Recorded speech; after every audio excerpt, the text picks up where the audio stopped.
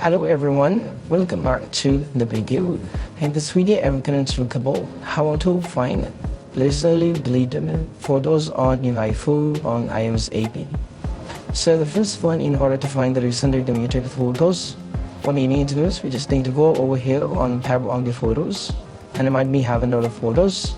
So if you wanted to find the deleted photos, what you need to do is you just need to keep scrolling down and it will from here. We have to scroll down. And over here under the utilities, we'll be able to see the recently deleted option. So you have to download this particular one. So they're going to ask you the phrase ID, or you have to give the passcode. You have to try with the either one. So once you give the passcode or the phrase ID, and you have to get it blocking. So over here you can see these are some of the recently deleted photos and videos and photo ratings will be here. So what you need to do is from here you can just select the specific image that you wanted to. For example, if you wanted to select this one, that is what it is.